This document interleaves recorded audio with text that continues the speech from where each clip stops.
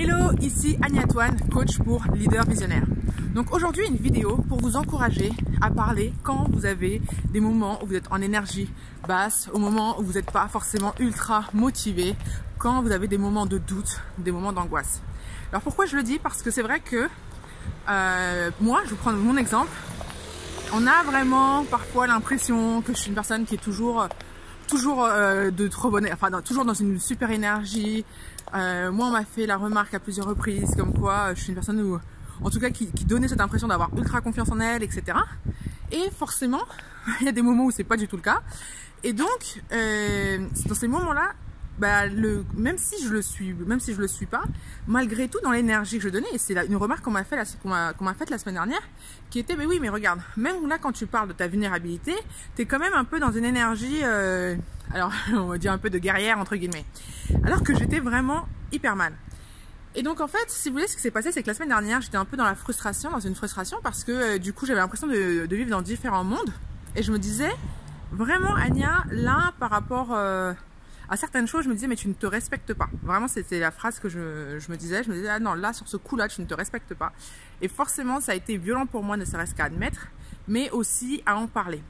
Donc sachant que j'en ai par exemple, c'est un des points que j'ai parlé, donc ça c'était par rapport à mon business, par rapport à différents points, et quand j'en ai parlé dans un atelier, d'ailleurs je remercie Henri Fa qui l'avait organisé, et j'ai eu pas mal de retours et j'ai même eu des solutions. Donc ça c'est vraiment top. Et ce que je veux dire c'est que en parler, pour moi ça a été hyper compliqué parce que c'était aussi dévoiler une partie de moi avec laquelle je n'étais pas à l'aise, mais forcément derrière ça a amené des choses qui ont été ultra constructives.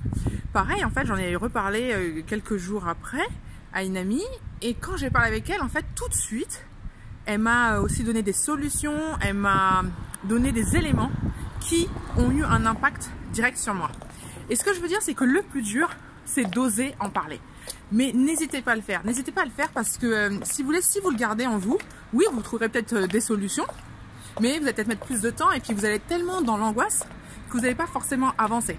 Alors que moi, franchement, à partir du moment où j'en ai parlé, en quelques jours, c'est-à-dire que déjà, en 3-4 jours, il y a des choses qui se sont dessinées. Et là, je vois tout de suite l'impact et ça a changé toute ma semaine. Ça veut dire que là, je sens que mon énergie, elle est beaucoup plus grande. Ça m'a permis aussi d'assumer ma cible. Par exemple, c'est vrai que moi, je suis aujourd'hui dans une cible qui sont des leaders visionnaires. Mais même ça, il m'a fallu un temps de process.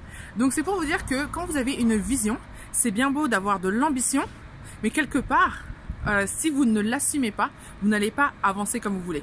Et c'est pas parce que vous allez assumer votre vision que ça veut dire qu'il ne faut pas dévoiler cette partie de vous qui va être plus vulnérable. Voilà, donc écoutez, n'hésitez pas si vous avez des questions à commenter.